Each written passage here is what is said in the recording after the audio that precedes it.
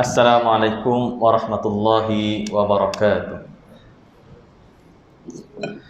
Innal hamdalillah nahmaduhu wa nasta'inuhu wa nastahdihi wa nastaghfiruh wa nu'minu bihi wa natawakkalu alayhi wa na'udzu billahi min shururi anfusina wa min sayyiati a'malina man yahdihillahu fala mudhillalah wa man yudlil fala hadiyalah. Ashhadu an la ilaha illallah wahdahu la syarikalah wa ashhadu anna Muhammadan abduhu wa rasuluh. Allahumma salli wa sallim ala sayyidina Muhammad wa ala alihi wa sahbihi wa man tabi'ahum bi ihsanin ila yaumiddin. Rabbana shrah lana sudurana wa yassir lana umurana wahlul 'uqdatam min alsinatina yafqahu aqwalana. Subhanaka la ilma lana illa ma 'allamtana innaka antal alimul hakim. Wala haula wala quwwata illa billahil aliyyil azim. Amma ba'd.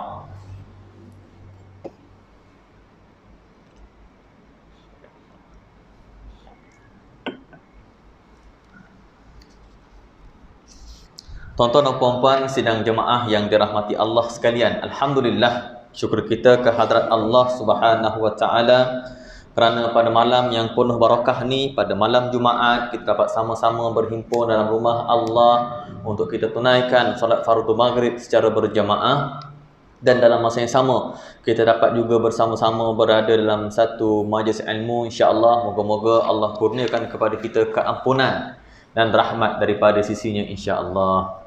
Jadi kita telah habis dah itu sampai ayat yang ke-6 sampai ayat yang ke-5, dan insya-Allah pada malam ni kita akan sambung pada ayat yang ke-6. Sebenarnya kisah Yusuf ni dia banyak menceritakan tentang isu-isu kekeluargaan, dan juga ada sedikitlah tentang tentang isu-isu pentadbiran. Tapi dia lebih kepada kekeluargaan, adik-beradik, hubungan adik-beradik, hubungan antara anak dengan ayah, ayah dengan anak. Dan kita dapat tengoklah kepentingan-kepentingan ni dalam masyarakat kita ni. InsyaAllah saya akan kongsikan dari sudut pandangan masyarakat. Jadi sebelum tu saya nak kongsikan dengan tuan-tuan dan puan-puan sekalian. Tadi bila imam-imam kita baca, ya muqallibal qulub sabbit qulubana ala dinik wa ala ta'atik.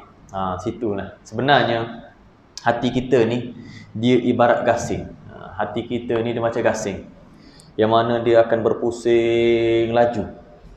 Dan bila mana sedang berpusing, tak ada seorang pun yang tahu gasing tu nak mati mana. Kan? Gasing ni kalau dia pusing, kita tahu dia nak mati mana. Dia nak mati dekat sana ke? Dia nak mati dekat alik sana ke? Nak mati dekat belakang ke? Nak mati dekat depan ke? Kiri ke? Kanan ke? Tak ada seorang pun yang tahu. Sebab itulah hati dalam bahasa Arab disebut sebagai qalbun. Qalbun ni qaliba. Qaliba maksudnya berbolak-balik. Sebab tu ya muqallibal qulub, wahai yang membolak-balikkan. Qulub, muqallib, qulub. Kan sama tu, lebih kurang je perkataan je. Ya muqallibal qulub tsabbit, kekalkan, biar mati situ yang kita nak. Jangan mati tempat lain lah, mati situ. Macam dalam hukum tajwid, iqlab kan? Iqlab bila mana nun mati bertemu huruf ba, kena tukar qalb, kena tukarkan, yang mana sebutan asalnya sebutannya nun, tapi kita kena tukarkan sebutan kepada mim. Mim ba, tukarkan kepada sebutan mim, qalb. Jadi itulah hati. Hati kita ni kita tak tahu dekat mana kita mati. Dan saya pun kadang-kadang dulu masa saya duduk di kawasan-kawasan kampung macam di Jeli ke, macam di tempat orang asli ke, kadang-kadang saya sedih tengok orang-orang susah. Bukan saya sedih dengan kesusahan dia, sebab saya tahu itu ujian. Setiap orang dia ada ujian. Orang senang pun diuji, orang susah pun diuji, orang sederhana pun diuji dengan harta. Jadi saya tak ada rasa sedih, kuranglah sedih tengok pada kesusahan dia, sebab dia boleh makan, boleh minum macam biasa. Tapi bila yang saya sedih sekali ni, paling saya sedih bila mana dia tak solat. Sebab apa? Ya Allah, dah dekat dunia miskin dah, dekat akhirat tu mati pun tak dapat masuk syurga. Biarlah sekurang-kurangnya kita dekat akhirat tu syurga dapat. Biar kita susah dekat dunia je lah, jangan susah dua-dua. Orang kaya tak apa, dia senang dekat dunia dah. Akhirat susah, tak apalah, dapatlah juga senang sikit. Ni kita ni dekat dunia susah, dekat akhirat pun susah. Allah, ruginya lah hidup. Sebab tu kata Syekh Abu Al-Ma'ari, dia kata orang yang beriman kepada hari akhirat ni dia sangat-sangat beruntung. Orang yang beriman kepada hari akhirat dia sangat-sangat beruntung sebab dia bila mana dia bertanya kepada doktor dan juga ahli nujum. Doktor dan juga bomoh. Yang mana doktor dengan bomoh ni kata tak ada kehidupan selepas mati. Lah betul lah. Kalau ikutkan lepas mati mana boleh hidup balik. Tapi dia kata itu ikut ilmu kedoktoran. Memang betul. Tak ada siapa yang salahkan ilmu kedoktoran tu. Yang mana orang yang mati dia tak akan boleh hidup balik. Tapi dia kata kalau tak ada hari kiamat tu, hari kiamat tak ada, tak apalah, aku okey je, tak ada masalah pun, sama je. Kalau hari kiamat tak ada, hidup semula lepas mati tu tak ada, tak apalah, mati-matilah. Tapi kalau macam mana kalau hidup lepas mati tu ada, maka rugilah doktor tu, rugilah dukun tu, rugilah bomoh tu. Sebab apa? Sebab aku dah sedia dah. Aku dah standby dah untuk hari yang akan datang. Jadi kadang-kadang saya memang saya sedih lah bila tengok, ya kita sedih tengok kesusahan dia, tapi kita lagi sedih bila mana tengok dengan sebab dia susah tu, dia tak solat, dia tak beramal ibadat dengan baik. Bila bunyi azan, dia lengah-lengahkan sampai tinggal solat. Dia kata Allahu Akbar. Miskinnya dia. Sebab apa? Sebab dekat dunia pun dia miskin, dekat akhirat pun dia miskin juga. Biarlah pandai sikit, kita susah dekat dunia aje. Cukuplah. Kalau yang kita miskin dekat dunia aje. Kalau kita jadi kuli ni, kita jadi kuli dekat dunia aje. Jangan sampai dekat akhirat tu kita jadi kuli tukang bawa kayu api neraka. Jangan jadi macam tu. Biar pandai kita dekat dunia je susah. Jangan dekat akhirat pun kita susah. Cukuplah dekat dunia saja. Biarlah kita dapat untung sikit dekat akhirat, jangan tak dapat untung langsung. Jadi itulah kadang-kadang saya memang dulu memang saya suka tengok, saya suka jalan-jalan, saya suka tengok orang. Lah kita nak bantu setakat mana yang kita boleh bantu. Tapi bila mana saya tengok tu memang cukup menyedihkan lah. Bila mana ada orang Melayu Islam tak tahu apa-apa, ada yang berzina, mengaku berzina dan bangga dengan zina dia. Sekarang anak-anak muda yang trend anak muda dekat EU sekarang ni, dia ada trend dia. Saya ingatkan setakat tu je, rupanya lebih lagi trend sekarang ni. Saya ingat dulu orang panggil DS ni adalah dropship kan. Kalau bagi orang meniaga, DS ni dropship. Orang yang meniaga. Sekarang ni DS ni adalah dark side. Tuan-tuan pernah tengok Twitter, anak-anak muda ni dia membodohkan mak ayah dia. Bodohlah mak aku ni, bodohlah ayah aku ni. Dekat Twitter dia ada satu akaun ni akaun dark side. Dia menzahirkan sisi gelap dia dekat masyarakat. Dia nak zahirkan pada akaun official dia tak boleh.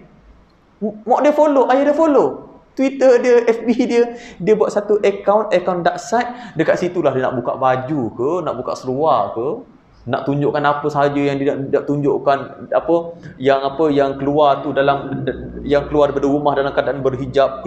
Bila dah sampai dekat tempat tu, dia buka. Ni berlaku dekat depan saya. Masa saya di UIA dulu, masa saya di UIA ada saya naik Grab ni, dia kata, you daripada mana? Saya daripada UIA. Oh, ya ke daripada UIA? Sebab dia cerita ada perempuan yang keluar, yang masuk dalam dia punya teksi dia tu dalam keadaan berjubah, baju kurung semua kan, baju kurung, tudung semua. Bila sampai teksi tu dia buka semua kali. Dia buka. Macam kalau kalau sebut universiti Islam ni, tapi macam mana dengan universiti yang lain? Dark side. Ada yang mengamalkan set rambang, ada yang mengamalkan ONS. Dia ada satu istilah anak-anak muda sekarang ni, ONS, one night stand. Ni term yang ada dekat disco, one night stand, untuk satu malam tu sahaja.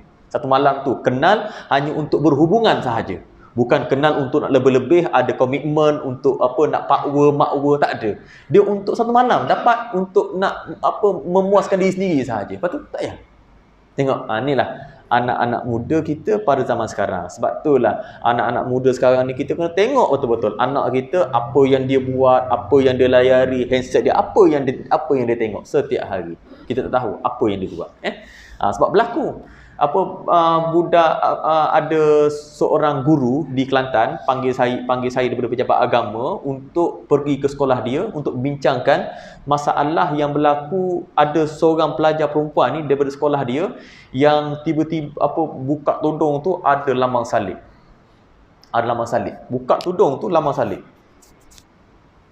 Bila pergi dekat rumah dia, tengok handset dia, tengok dia punya laptop dia, tengok senyap masa tu dia dekat sekolahan, kita tengok. Pakcik tahu tak apa yang anak pakcik tengok ni? Video ni yang dia tengok. Laman web ni yang dia layari setiap hari. Sebab ada dekat dalam internet ni, macam mana kita tahu apa yang orang ni suka layari setiap hari. Jenis apa? Romance ke, entertainment ke, komik ke. Kalau tengok dekat saya punya handset ke, kalau dekat bahagian browser ke, banyak komik lah sebab saya memang suka baca komik. Saya suka jugalah baca-baca komik. Adalah komik-komik yang saya ikuti daripada sampai sekarang. Tapi kita boleh tengok, kita boleh check dengan siapa dia chat setiap hari. Lepas tu kena ada kemahiran tu sekarang ni, ibu-ibu bapa sekarang ni. Sebab kita nak lahirkan generasi yang akan datang tu dengan lebih baik. Bayangkanlah macam mana bila ada satu aplikasi tentang gay. Masa kawan saya buat satu program untuk pelajar perempuan sahaja. Ingatkan bila buat pelajar perempuan sahaja tak ada masalah. Ni dekat sebuah daerah di Kelantan. Buat satu program untuk pelajar perempuan sahaja daripada tingkatan 2 sampai tingkatan 4. Buat di sebuah resort dekat Kota Baru, dekat Bacot.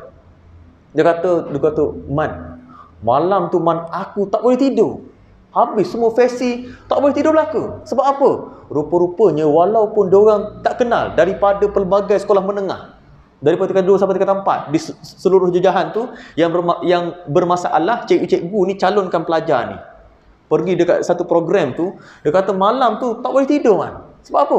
Sebab budak-budak ni walaupun tak kenal tapi dia mengamalkan lesbian.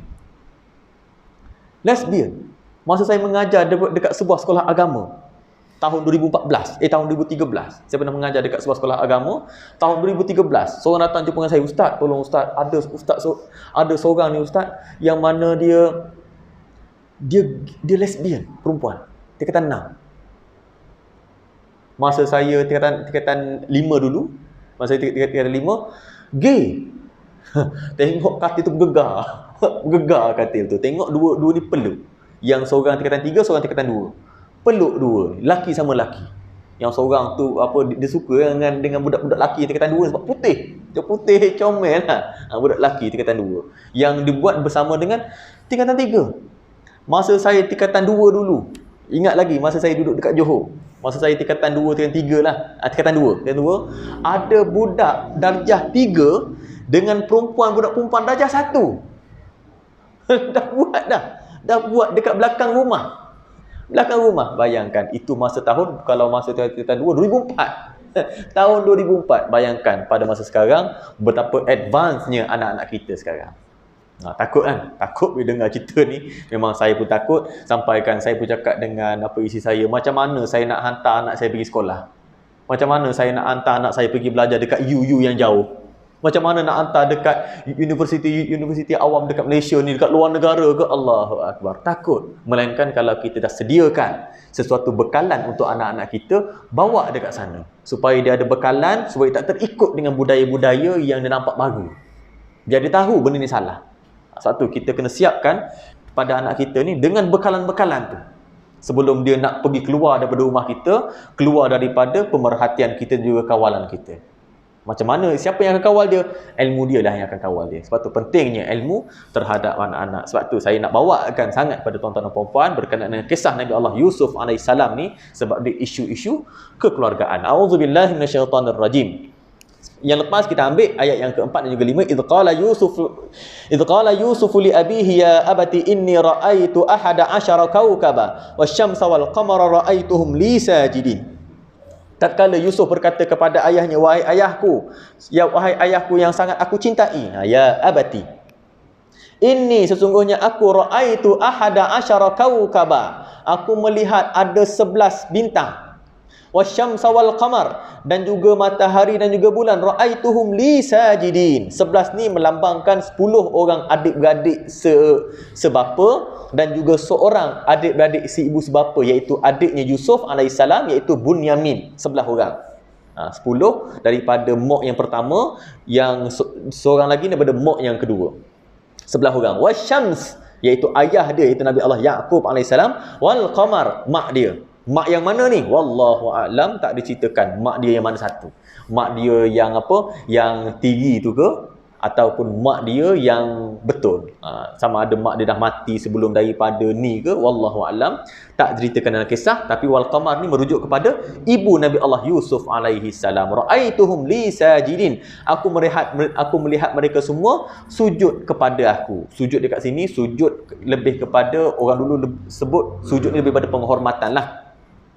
Maka bila mana Nabi Allah Yaqub alaihi salam tahu bahawa ini merupakan tanda-tanda kenabian ke atas Nabi Allah Yusuf alaihi salam, Yusuf ni, oh, anak aku nabi ni.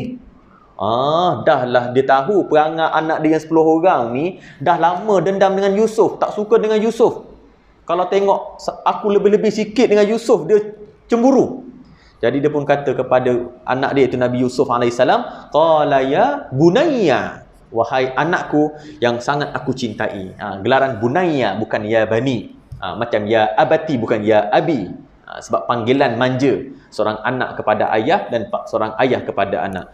Qala ya bunayya, wahai anakku yang ku sayangi, la taqsus, jangan kau ceritakan tentang apa yang kau nampak dalam mimpi kau. Ru'yak ala ikhwatik, kepada abang-abang kau nanti. Fayakidu laka kaida, sebab nanti dia akan merancang satu rancangan yang jahat, sebab dah lama dia dendam dengan kau. Sebab tu kita sebagai seorang ayah, kita kena kenal. Sebagai seorang ibu bapa ni, sebagai ibu bapa, kita dah ada anak kita kena kenal satu-satu perangai anak kita. Kadang-kadang kita bila berlaku dekat Kelantan juga. Saya cerita Kelantan sebab saya tahu tentang Kelantan. Ada satu kes sebuah sekolah di sebuah jajahan yang pernah saya jadi pegawai dakwah dekat sana. Sebab saya suka pergi dekat masjid, jumpa dengan orang-orang kampung. Saya suka. Sebab apa? Sebab dekat situ banyak yang saya tahu. Kadang-kadang saya jumpa dengan cikgu. Ada yang jemput saya ceramah hari itu, seorang guru kaunselor. Guru kaunselor dekat sebuah sekolah menengah di Pasir Mas. Di situlah, ustaz, macam mana ustaz saya nak buat ni? Boleh tak ustaz datang untuk jumpa dengan pelajar-pelajar yang macam ni? Saya datang. Dia kata ada seorang pelajar tingkatan 1. Okey, tingkatan 1. Yang satu, bila mana kami buat urine test, kami dapati dia positif dadah. Tingkatan 1. Bila mana kita bagi tahu pada mak ayah dia kata, mana ada? Anak aku hantar pondok masa darjah 6. Lepas habis UPSR tu, aku hantar dia masuk pondok. Takkanlah anak aku buat benda-benda macam ni. Tengok, tak kenal anak. Dah urine test kata positif lah. Sebab apa hantar pondok? Sebab biasanya orang-orang ibu bapa ni hantar pondok ni anak yang degil supaya jadi baik, kebanyakan lah. Kenapa hantar sini? Sebab nak anak jadi baik lah, pergi pondok. Yang baiknya sepatutnya daripada mak ayah lagi. Kena didik anak jadi baik. Tu yang rosak institusi agama tu. Sebab dia hantar yang macam tu dan dia harap bahawa cikgu dapat mengubah anak dia. Kata Sayyidina Umar, aku lagi percaya orang pergi alihkan Bukit Uhud tu pergi lain. Kau ambil Bukit Uhud tu, kau pergi lain, aku percaya tu. Tapi kalau kau kata kau ubah orang ni, aku tak percaya. So susah. Sebab tak ada orang yang boleh ubah, melainkan diri sendiri saja yang nak berubah. Dan dia mestilah melalui pendidikan dekat rumah. Jadi mak ayah ni tak percaya, cakap mana ada saya nak saman sekolah ni sebab buat urine test tanpa kebenaran ibu apa. Tak percaya anak dia positif dadah. Tak percaya. Pelajar tingkatan 4, polis datang masa tu. Sekolah ni panggil juga saya untuk buat satu forum berkaitan dengan dadah. Yang mana dekat dalam kasut dia tu ada pil kuda. Tingkatan 4. Jangan main dengan anak-anak muda sekarang. Dekat Kemaman ni wallahu alam saya tak tahu, sebab saya pun jumpa dengan masyarakat pun dengan tuan-tuan je lah kebanyakannya. Tapi kalau dekat Intan tu saya jumpa dengan penjawat awam je. Jadi susahlah saya nak jumpa dengan real case. Kalau dekat sana memang saya banyak berjumpa dengan real case. Sampai ke polis datang. Masa tu saya pergi dekat sekolah tu untuk nak bincang lah. Kita nak buat forum dalam bentuk apa, nak program dalam bentuk apa. Tengok apa ni ada Kita polis, ustaz, sorry ustaz kita orang tiba-tiba je ni, sebab kita jumpa dekat dalam kasut pelajar dekat tempat ni ada pil kuda, dia jual pil kuda dekat sekolah. Allahu Akbar. Tu anak kita. Zaman sekarang memang sangat-sangat maju, dia lebih advance daripada kita. Sebab itulah dia kata, aku malah belajar. Sebab dengan cara jual pil kuda ni pun aku punya income dah tinggi dah. Jual yang ni pun income tinggi dah. Tak payahlah nak belajar tinggi-tinggi dekat dengan kampung saya. Jual air ketum pun dekat 10,000 sebulan. Jual air ketum pun dekat 10,000 sebulan. Pokok penuh. Tak tahulah macam mana. Polis pun letih juga. Dia ada polis dekat IPD ni berapa orang je. Rakyat dekat Kemaman ni ada berapa ratus ribu. Berapa puluh ribu rakyat dekat jangan cerita yang Sapa Kertih sana lah. Setakat cukai ni saja. Berapa puluh ribu. Polis ada berapa ketul dia ada? Sikit je. Nak kontrol semua orang tak boleh. Sebab itulah ni lah tugas kita sebagai ibu bapa yang kena mainkan peranan. Bayangkanlah tingkatan 4 jual pil kuda. Tingkatan 1. Kalau tingkatan 1 tu dia dah mula ambil pil kuda dadah, maknanya takkanlah terus start dadah. Mesti dia start ringan-ringan dulu. Apa yang akan jadi pada masa akan datang dalam generasi anak kita nanti. Generasi anak kita nanti. Yang mana kan saya pernah tengok satu cerita. Saya kurang tengok cerita lama 2 jam saya suka tengok dekat dalam YouTube. Saya nak cari cerita apa. Kemudian Indo ni dia ada buat banyak channel dia. Orang ni buat channel yang mana dia tolong tengokkan cerita tu untuk kita, lepas tu dia ceritakan. Yang mana 2 jam tu dia cerita dalam masa 10 minit. Jadi saya jimat masa. Tak payah buang masa saya 2 jam tu untuk tengok movie. Saya dengar review dia cerita. Satu dia cerita dalam masa 15 minit. Tengok cerita dia. Dan ada satu cerita tentang dunia pada 500 tahun akan datang. Yang mana bodoh berlaku semua orang. Sebab orang dah malah belajar. Ada seorang askar ni disebabkan dia ni tak ada anak, tak ada isteri. Jadi askar ni dia buat eksperimen untuk tidurkan dia dan dibangunkan bila mana diperlukan. Jadi dia tidur selama 500 tahun. Bangun-bangun dia tengok guana ni teruk sangat. Tempat aku ni penuh dengan sampah, tak diuruskan. Rupanya Perdana Menterinya bodoh juga, Presidennya bodoh juga, Menteri pun bodoh juga. Tanam pokok siram dengan air siram, air gas. Sebab apa? Dia bagi dia air bersih ni hanya untuk basuh sahaja. Sebab dia bersih. Basuh lah. Jangan guna air bersih untuk benda-benda macam ni. Bila masyarakat kita malah nak belajar, ilmu tu bukan jadi nombor 1 lagi. Yang paling penting ni dulu. Ilmu nombor 2, nombor 3, nombor 4. Yang penting ni dulu. Inilah saya tengok cakap Allah, takutnya aku kalau generasi anak-anak cucu cicit aku nanti akan datang jadi macam ni. Allahu Akbar. Rosaklah dunia ni. Sebab tu kiamat ni berlaku bukan tiba-tiba dia berlaku. Bukan tiba-tiba musnah. Dia mesti ada sesuatu yang memusnahkan dia. Sebab Allah kata zaharal fasadu fil barri wal bahri bima kasabat aydin nas liyudhiqahum ba'dal ladzi amilu la'allahum yarji'un.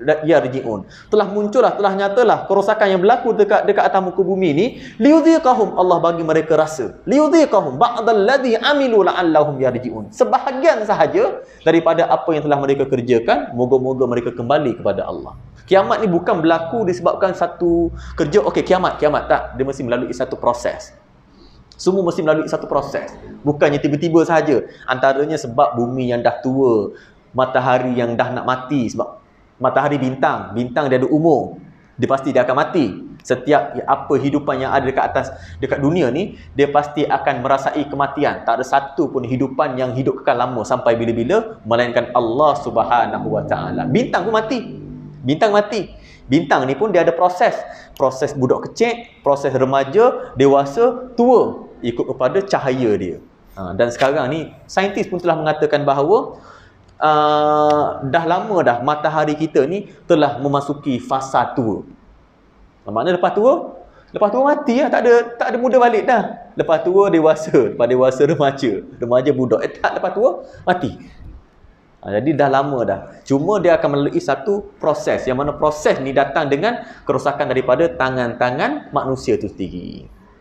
Jadi sebab itulah kita kena belajar dan kita kena galakkan anak-anak kita untuk sentiasa belajar. Ayat yang ke-6, wa kadzalika yajtabika rabbuk wa yu'allimuka min ta'wilil ahadits wa yutimmu ni'matahu 'alaika wa 'ala ali ya'qub kama atammaha 'ala abawayka min qablu Ibrahim wa Ishaq inna rabbaka 'alimun hakim. Wa kadzalika yajtabika rabbuk, demikianlah Allah telah memilih engkau sebagai seorang nabi, wahai Yusuf. Wa yu'allim, dan Allah juga telah mengajarkan kepada kamu min ta'wil ahadits, dengan ilmu untuk mentakwil mimpi. Jadi nabi-nabi ni memang Allah sahaja yang ajar. Nabi tak ada pun belajar daripada apa yang belajar berkaitan dengan ni, mukjizat-mukjizat ni memang hanya Allah sahaja yang ajar dia.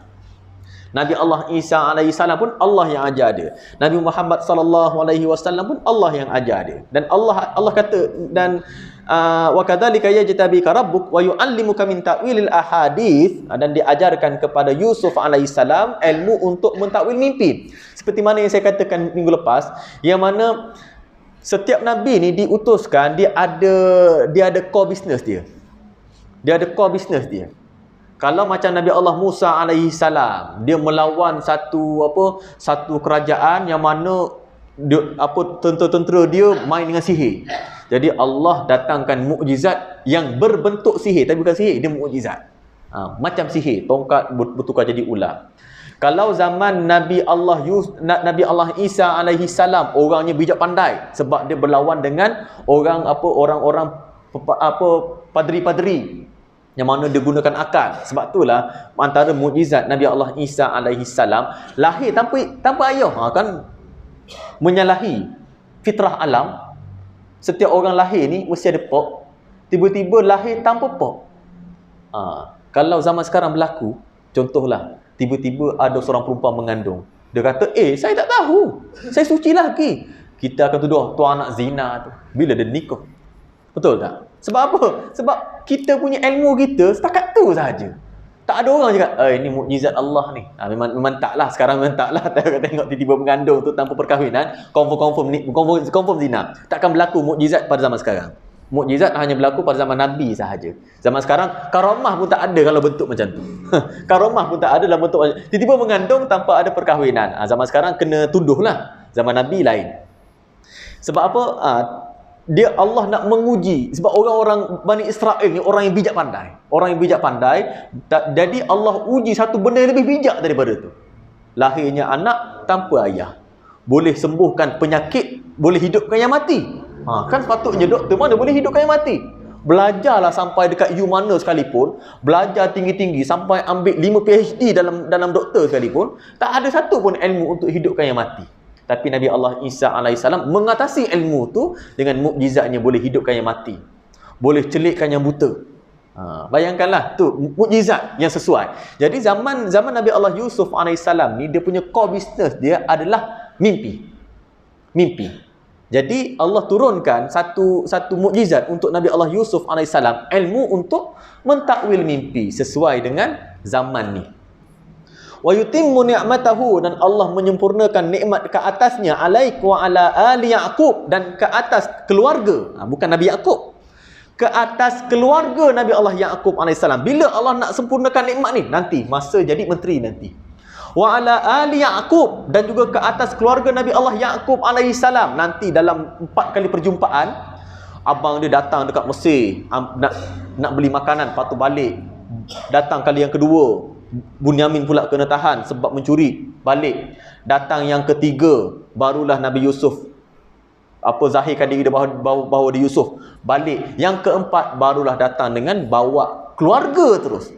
Bawa nanti ayah kau bawa, ayah aku kau bawa, nanti dengan kau sekali datang sini. Sebab Allah menyempurnakan nikmat ke atas Yusuf dan juga ke atas keluarga Nabi Allah Yusuf alaihi salam. Iaitu diorang akan duduk dekat Mesir dan dia akan mendapat kemuliaan dekat situ. Wa ala ali Yaqub kama atammaha, seperti mana yang kami telah sempurnakan ke atas abawai, 2 orang ayah kau, min qabl, daripada sebelum ni, iaitu Ibrahim moyang dia, dan juga Ishaq tok Nabi Allah Yusuf alaihi salam. Inna rabbaka alimun hakim. Sesungguhnya Allah itu maha bijaksana, maha mengetahui, lagi maha bijaksana. Jadi dalam mimpi merupakan keadaan yang mulia dan kedudukan yang tinggi. Imam Bukhari meriwayatkan daripada Abu Hurairah radhiyallahu anhu, Rasulullah sallallahu alaihi wasallam bersabda, "Lam yabqa ba'di minal mubasysyirat." Tidak ada kabar gembira setelahku kecuali mimpi yang benar dan baik dimimpikan oleh orang yang sahih, orang yang saleh, dan atau dimimpikan baginya. Ar-ru'ya as-salihah as-sadiqah. Yaraha ar-rajul as-salih atau tara lahu. Jadi lebih kepada Rasulullah telah menghukumkan dalam riwayat Bukhari daripada Abu Sa'id Al-Khudri bahawa mimpi yang benar merupakan sebahagian daripada 46 bahagian kenabian. Jadi mimpi yang benar ni adalah mimpi-mimpi Nabi sahaja, mimpi yang benar. Yang lain dia bukan mimpi yang benar, cuma kadang-kadang mimpi itu satu petunjuk sahaja. Dia bukan satu wahyu, hanyalah satu petunjuk. Cuma itu tip-tip lah yang seperti mana yang pernah dikongsikan oleh siapa? Tuan Guru Harun Din, tak silap. Tuan Guru Harun Din tentang mimpi. Macam mana kita tahu mimpi kita benar ke tidak? Antaranya tengok kita memang niat untuk tidur. Yang pertama bukan tertidur. Tertidur tu maknanya kadang-kadang kita tidur dekat luar kan, terbangun tu tidur dalam bilik dah tu. Tidur dalam bilik, jangan tidur luar. Kena ketik nyamuk ke apa ke, tidur bilik.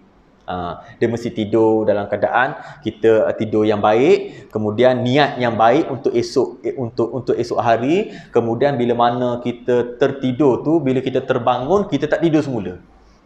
Tu antara mimpi yang benar lah tu. Kalau kita bangun, aku mimpi semalam ni, mimpi apa? Tapi lepas tu buat apa? Tidur balik, bangun pukul apa? 7. Memang betul lah tu. Yang tu bukan mimpi yang betul lah tu. Tu mimpi suruh bangun, tidur lama sangat. Kadang-kadang tidur, aku semalam aku tidur kena patut ulang. Patut terbangun pukul apa? 6.30. Subuh dah tu. Dia suruh bangun subuh. Jangan mikir sangatlah mimpi gitu. Kalau mimpi kena, aku mikir aku mimpi ni kena patut ulang. Aku terbangunlah, sakitlah tangan aku. Buat apa tu? Pukul berapa? 6.30, kejut subuh. Tak ada yang benar pada mimpi itu. Mimpi itu hanyalah untuk kejut subuh. Allah suruh bangun. Yang benarnya kalau bangun pukul 4, pukul 4.30 tu terbangun, mimpi. Kemudian kalau mimpi yang baik, kalau mimpi yang buruk, palinglah sebelah kiri dan a'udzubillahi minasyaitonirrajim. Mohon lindung daripada Allah daripada syaitan. Kemudian buatlah isyarat ludah sebelah kiri. Janganlah tengoklah kalau ada muka tok lelaki tu, jangan ludah. Buat olok-olok je. Ni kalau aku dah lama geram dengan tok lelaki aku ni. Aku dah lama geram untuk lelaki aku. Dia tarik daripada dalam lagi, kuning-kuning lagi, dia ludah tu muka suami dia. Buat apa? Saya mimpi buruk. Patutnya awak ludah saya tu buat apa?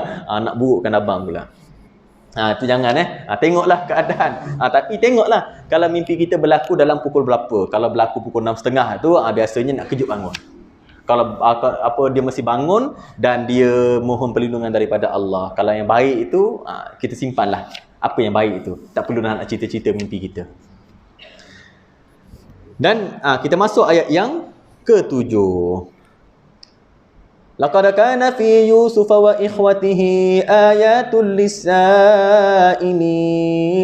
Laqad kana fi Yusuf wa ikhwatihi ayatul lisailin. Dan kisah antara Yusuf, kisah yang ada pada Yusuf AS dan juga abang-abang dia adalah petanda bagi orang-orang yang bertanya. Siapa yang bertanya? Kita lah. Kita yang bertanya tentang kekuasaan Allah Subhanahu Wa Taala. Dan juga ada yang bertanya daripada orang-orang Yahudi yang bertanya kepada Rasulullah, yang mana apa tentang keadaan Nabi Allah Yaqub AS, perpindahan keluarga Nabi Yaqub AS daripada Kan'an dekat Palestin ke Mesir. Itulah petanda bagi orang-orang yang bertanya. Izqalu إذ قالوا لا يوسف وأخوه أحب إلى أبينا منا ونحن عصبة إن أبانا لفي ضلال مبين. Jadi bila mana abang-abang Nabi Allah Yusuf AS rasa cemburu dengan Nabi Allah Yusuf AS, dia sangat-sangat cemburu, dia pun berkumpul. Abang-abang Nabi Yusuf ni dia buat satu mesyuarat. Yang 10 orang ni dia bincang. Izqalu, tak kala mereka berkata, la Yusuf, sesungguhnya Yusuf, wa akhuh, dan adik dia Bunyamin, ahabbu ila abina, Lebih dicintai oleh ayah kita ni. Ayah kita sayang sangat dekat dia. Dia lebihkan dia daripada kita. Minna, daripada kita, wa nahnu usbatun, sedangkan kita ni satu kumpulan yang kuat. Ada 10 orang, kita yang kerja cari makan, kita yang kerja cari cari rezeki nafkah untuk anak, untuk adik-adik yang lain, untuk ayah kita. Inna abana la fi dhalalin mubin, sesungguhnya ayah kita ni sesat dah. Tak ada sungguh ayah kita ni pada kita. Tak adil. Inna abana la fi dhalalin mubin. Diorang sedang berbincang untuk apa yang patut dia buat terhadap Yusuf alaihi salam. Maka ada yang angkat tangan. Daripada 10 orang tu, ada yang angkat tangan. Saya nak bagi cadangan sikit. Uqtulu. Apa kata kalau kita bunuh dia? Senang, settle kerja kita. Tak adalah kita nak rasa cemburu-cemburu lagi macam ni. Kita bunuh je dia. Uqtulu Yusuf. Kita bunuh Yusuf. Seorang yang angkat tangan. Jangan bunuh. Bunuh kejam sangat. Mesti ayah kita tahu, ayah kita Nabi. Itrahu. Itrahu. Ataupun kita buang dia. Kita buang jauh-jauh. Kita buang jauh-jauh supaya dia jauh daripada wajah ayah kita. Ardan. Dekat satu bumi, satu tempat. Yakhlulakum. Yang mana dia akan jauh daripada wajhu abikum. Daripada muka ayah kita semua. Wajhu abikum watakunu, dan selepas ni mim ba'dihi, selepas ni jadilah kita qauman salihin, anak yang baik. Macam mana jadi anak yang baik? Inilah dipanggil sebagai istilah pembunuhan karakter. Sebenarnya tujuan asal dia nak jadi baik. Ada satu kisah, ini bukan kisah yang benar. Saya nak tunjuk contoh tentang pembunuhan karakter. Macam mana cara untuk jadi baik dengan bunuh yang paling baik. Tuan-tuan nak tak jadi baik? Bunuh yang paling baik. Senang, tuan-tuan akan jadi nombor 1. Kalau contoh dalam kelas tu sentiasa dapat nombor 2. Yang ni nombor 1. Macam mana cara nak dapat nombor 1? Bunuh yang nombor 1 ni. Kan? Inilah dipanggil sebagai pembunuhan karakter. Yang biasa kita buat dan netizen buat, masyarakat buat. Macam mana supaya orang nampak hina pada orang ni, viralkan benda-benda yang buruk. Orang nampak, buruk ni buruk. Sekarang ni kan parti-parti dan dekat-dekat dengan mudi, mula dah sekarang pembunuhan karakter. Kan kita nampak kan? Macam mana cara sekarang ni politik sekarang ni, macam mana cara untuk nak menang dengan cara kita memburukkan karakter orang tu.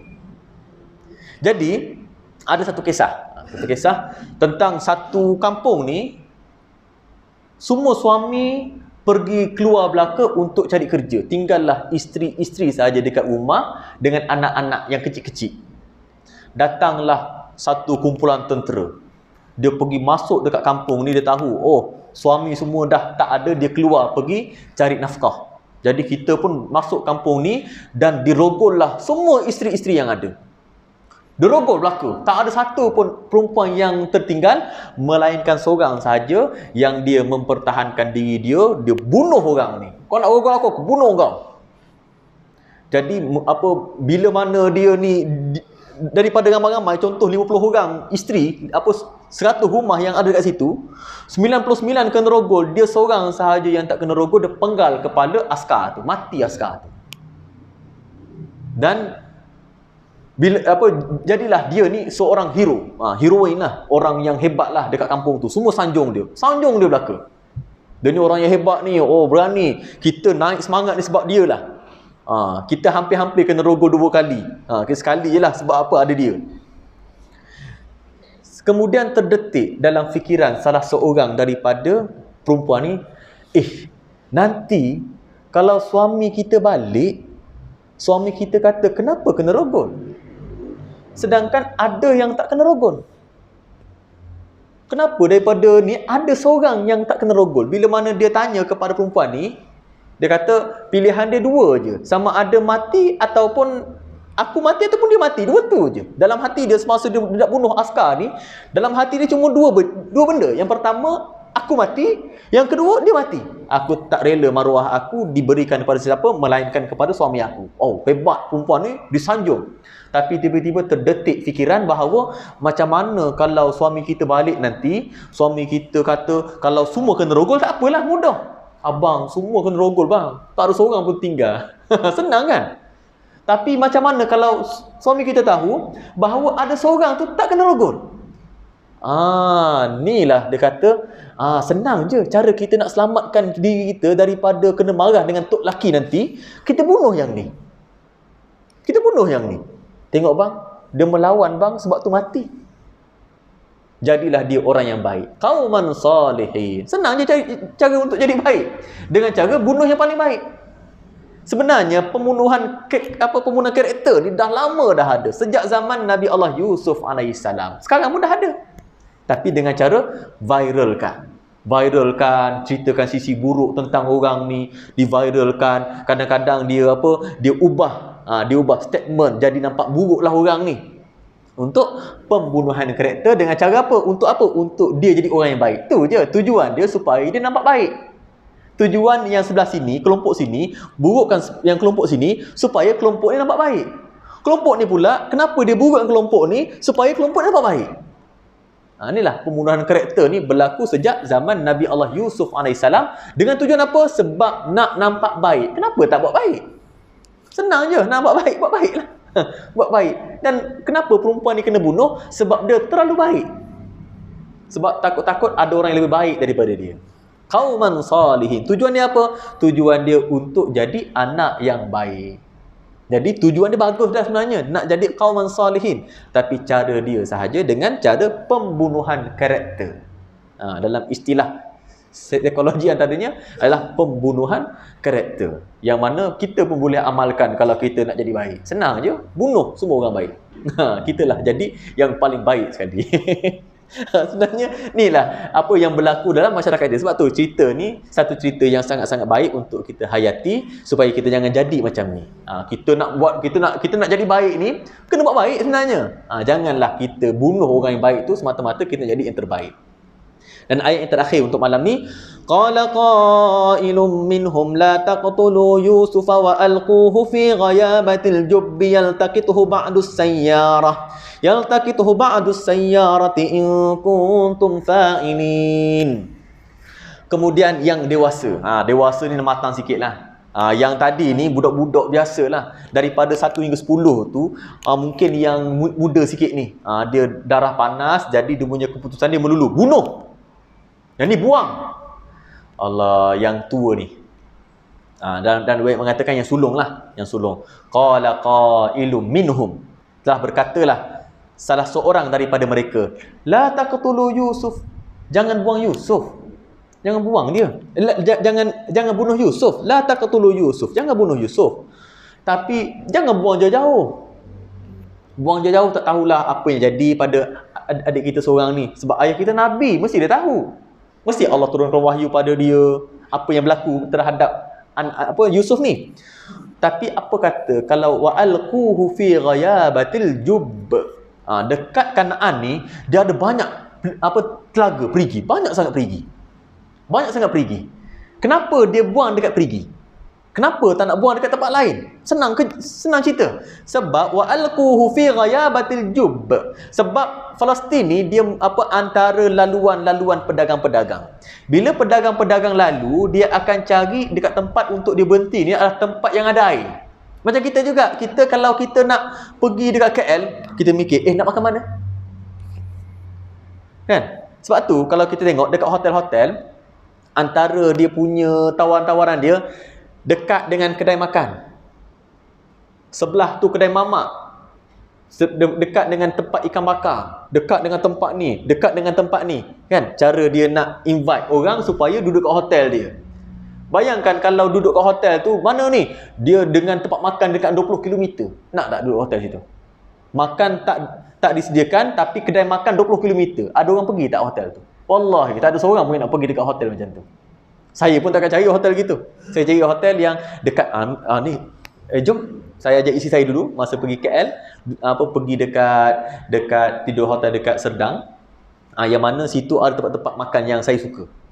Sini dekat dengan tempat makan ni sebab sebelah mall Mines. Mines dia ada kolam atau ada mall, boleh makan-makan, boleh naik cruise ke apa ke. Kita pergi dekat hotel gitu sebab apa? Sebab dekat dengan tempat makan. Jadi kenapa abang-abang Nabi Yusuf ni dia merancangkan wa alquhu fi ghayabatil jubb? Sebab pedagang-pedagang ni bila mana dia lalu dia akan cari tempat ada air. Macam tu jugalah Mekah terbina sebab bila mana Nabi Allah Ismail alaihi salam duduk dekat Mekah tu, asalnya tempat tu tak ada air, tapi tiba-tiba ada air Zam-Zam. Pedagang-pedagang ni pun dia minta mohon kepada Nabi Ismail alaihissalam juga Hajar, boleh tak kalau kami nak tumpang minum, lama-lama ada air. Kita nak tak duduk dekat tempat yang tak ada air. Sebab tu air ni antara sumber paling utama sekali. Cuba bayangkan kalau rumah kita orang tawarkan rumah banglo 3 tingkat dengan harga 100,000, murah tak? Murah. Air tak ada. Air kerajaan takkan masuk sini. Air daripada satu ni, daripada syarikat air Terengganu ni takkan masuk dekat rumah ni. Sebab rumah ni jauh dalam. Rumah banglo 3 tingkat dijual dengan harga 100,000 je. Murah lah tu. Rasanya tuan-tuan nak tak beli rumah ni? Sebab rate harga rumah dekat Kemaman ni, kalau rumah teres tingkat 200,000 dah. Ni rumah banglo 3 tingkat 100,000. Nak tak beli, tapi bila dia offer tu air tak ada. Boring pun tak ada air situ. Nak tak duduk? Tak nak duduk. Saya pernah duduk masa dekat Kota Baru. Saya nak beli satu rumah lah. Satu rumah di dekat dengan Pasir Tumbuh. Bila saya semangat lah nak pergi. Saya pergi tengok rumah ni. Lepas tu air macam mana? Yang pertama sekali saya tanya, air macam mana? Okey air sini. Sini air Kelantan tak masuk. Lepas tu air pun mana? Sini air boring. Air boring? Ada ke? Confirm ada air? Confirm ada sebab dekat situ sungai. Belum tentu dekat sungai ada air. Biasa dekat sungai tak ada air. Biasa dekat kawasan bukit baru ada air boring. Dekat-dekat dengan dengan kelapa sawit baru ada air. Tapi kalau dekat sungai ni setahu saya tak ada air boring. Sebab makin dekat dengan sungai, makin tak adalah air dekat bawah tanah tu. Jadi dia offer, saya tolak walaupun dijual dengan harga yang agak murah. Sebab yang pertama air Kelantan tak masuk dekat situ, dan yang kedua air boring pun tak ada. Saya cari bila mana saya beli rumah ni yang dekat Kelantan, ditawarkan siap dengan boring. Air kerajaan masuk boring sekali. Saya beli tu. Saya beli yang tu sebab ada boring, ada air. Yang maknanya orang tengah putus air, saya ada air boring sampai sekarang. Sebab air ni sumber utama. Sebab itulah kenapa abang-abang Nabi Yusuf ni orang yang bijak. Kenapa nak buang dekat telaga ni supaya nanti ada orang lalu, sebab orang pedagang-pedagang ni dia mesti lalu dekat tempat ada air untuk dia ambil air. Jadi dekat situlah kita nak suruh ambil Yusuf ni buat gila air. Kita hantar jauh-jauh, makan masa. Satu, makan masa. Yang kedua, kos tinggi. Ini senang je. Kita letak situ dekat dalam telaga tu, ya taqitu ba'du sayyarah. Nanti akan lalulah ba'du sayyarah, sebahagian pedagang-pedagang. In kuntum fa'ilin, kalau betul kamu nak buat yang ni. Yang pertama, Yusuf hidup. Kita bukan bunuh dia. Kita jual dia.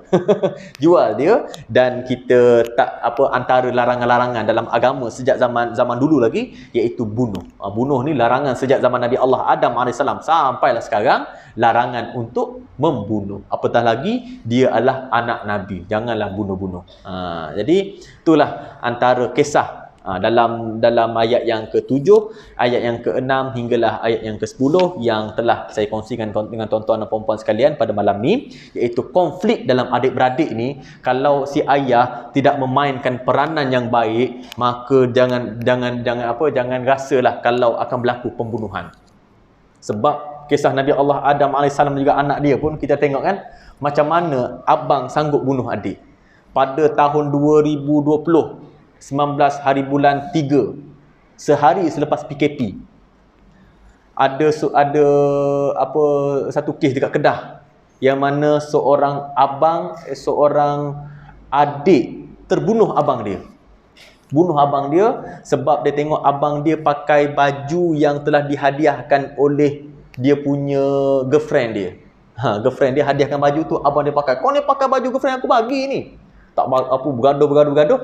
Akhir sekali tertikam. Yang si abang ni nak tikam adik pertahankan diri, tertikam diri sendiri, mati. Adik ni tak tahu nak buat apa, dia ambil mayat abang dia, letak dalam tong biru dan simen. Ditangkap pada 19 hari bulan 3 tahun 2020 di Kedah sana. Jadi boleh juga adik-beradik nak bergaduh kalau mak ataupun ayah tidak mainkan peranan dalam hubungan antara adik-beradik ni. Memang boleh membunuh. Antaranya ni, kisah ni pun dah tunjuk dah bahawa kalau tak mainkan peranan yang baik, maka akan berlakulah pembunuhan dalam keluarga tu. Sebab itulah kita sebagai ibu bapa pastikan kalau kita ada sayang, memang kadang-kadang kita akan sayangkan lebih yang ni berbanding yang ni. Tapi itu hati kita. Yang penting kita jangan tunjukkan. Sebab tu dalam Islam ni dia bab hati ni kita mana tahu kadang-kadang kita akan sayangkan yang anak ni lebih daripada anak yang ni. Kadang-kadang kita sayangkan yang bongsu daripada yang sulung. Kadang-kadang kita sayangkan yang sulung banding yang nombor 2. Kita sayangkan lebih. Tapi janganlah tunjuk. Jangan tunjuk yang mana kita sayang. Kita kena tunjuk bahawa kita ni seorang ibu bapa yang adil. Macam sebelum ni, ni pengalaman saya sendirilah. Saya tengok anak saya yang sulung ni, yalah biasalah anak-anak sulung ni kadang-kadang dia sebab dia kakak menyebabkan dia kurang. Dia masa 2-3 tahun lepas lah, dia kerap mengamuk. Kenapa mengamuk ni? Rupa-rupanya sebab saya lebihkan adik dia. Tapi sekarang ni apa-apa pun sebelum tidur saya peluk semua kali. Jangan tunjukkan, cubalah lahirkan lebih, tunjukkan lebih kasih sayang kepada anak-anak kita supaya tak nak berlaku yang ni lah. Tak nak berlaku kadang-kadang abang kita kutil adik kita, diam-diam dia digeram. Sebab apa? Kadang-kadang kita sendiri sebagai ibu bapa yang tak mainkan peranan dalam mendidik anak kita ni. Bukan sahaja kita ajar-ajar dia, tapi tunjukkan kasih sayang tu, insya-Allah. Jadi itulah sedikit perkongsian kita pada malam ni berkaitan dengan surah Yusuf ayat yang ke-6 hinggalah ayat yang ke-10. Insya-Allah pada pertemuan yang akan datang kita tengok macam mana cara dia buang. Macam mana cara Nabi Allah Yusuf AS dibuang oleh abang-abang dia. Apakah tipu daya yang dijalankan oleh abang dia. InsyaAllah nanti dalam pertemuan yang akan datang kita akan kongsikan ayat yang ke-11 hinggalah yang ke-seterusnya. InsyaAllah segala yang baik datang daripada Allah Subhanahu Wa Taala, yang kurang yang lemah salah silap daripada kelemahan saya sendiri. Aqulu qawli hadza wa astaghfirullahal azim li wa lakum. Wassalamualaikum warahmatullahi wabarakatuh. Na'udzubillahi minasyaitonir rajim. Bismillahirrahmanirrahim. Alhamdulillahirabbil alamin. Wassalatu wassalamu ala sayyidina Muhammad asyrafil mursalin wa ala alihi wa sahbihi ajmain. Allahumma arhamna bil Qur'an waj'alhu lana imaman wa nuran wa hudan wa rahmah. Allahumma dzakirna minhuma nussina wa 'allimna minhuma jahilna warzuqna tilawatahu ana al-laili wa atrafan nahar waj'alhu lana hujjatan ya rabbal alamin. Allahumma ja'al jam'ana hadza jam'an marhuma wa tafarraqna min ba'dihi tafarruqan ma'suma wa la taj'alillahumma fina wa la ma'ana wa la man yatba'una syaqiyyan wa la matrudan wa la mahruma. ربنا آتنا في الدنيا حسنة وفي الآخرة حسنة وقنا عذاب النار وصلى الله على سيدنا محمد وعلى آله وصحبه وسلم والحمد لله رب العالمين. تقبل الله منكم. السلام عليكم ورحمة الله وبركاته.